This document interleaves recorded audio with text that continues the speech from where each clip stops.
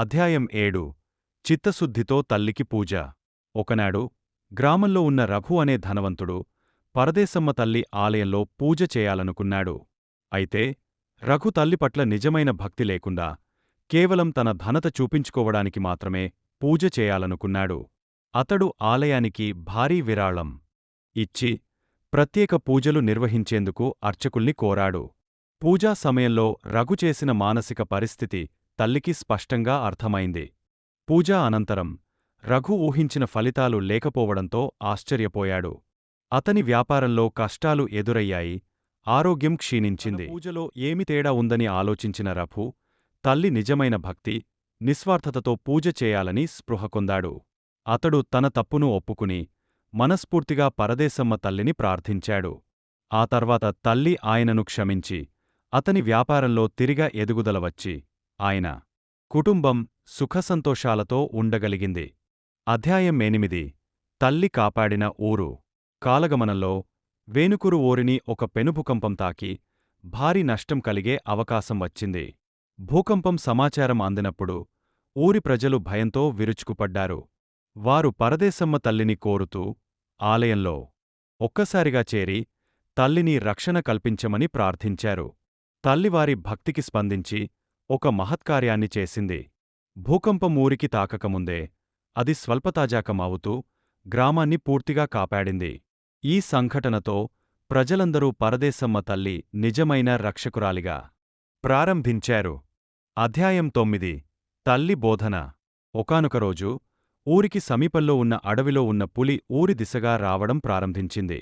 ప్రజలు ఆ పులి గురించి విని భయపడుతూ తమ కుటుంబాలతో కలిసి తల్లి ఆలయానికి చేరుకున్నారు.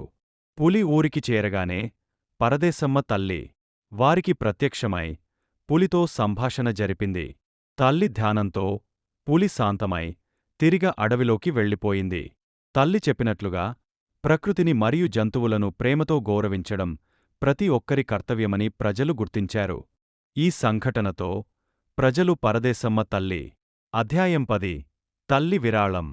వేనుకూరులోని పాఠశాలలు పేద విద్యార్థులకు సహాయం చేసేందుకు కొంతమంది ఉపాధ్యాయులు ఒక అనాథాశ్రయం ఏర్పాటు చేయాలని సంకల్పించారు.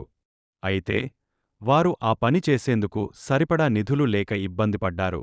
అప్పుడు తల్లి పేరుమీద ఒక మహారాణి రహస్యంగా వారి ఆస్తికొంత విరాళమిచ్చింది. ఆ నిధులతో వారు అనాథాశ్రయాన్ని నిర్మించారు. పిల్లలు అక్కడ మంచి విద్యను పొందుతూ తన సత్తా చాటుకున్నారు. అనంతరం మహారాణి ఆ పిల్లలను స్వయంగా ఆశీర్వదించి తల్లి పరదేశమ్మ ఆశీర్వాదం పొందినట్లుగా ప్రకటించారు. ఆ పిల్లలు తమ జీవితంలో విజయవంతంగా నిలిచారు.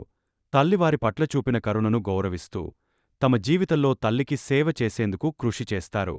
అధ్యాయం 11 గుడి చుట్టూ గోపురం. ఊరి ప్రజలు పరదేశమ్మ తల్లి ఆలయానికి విశేషమైన గోపురం నిర్మించాలని సంకల్పించారు.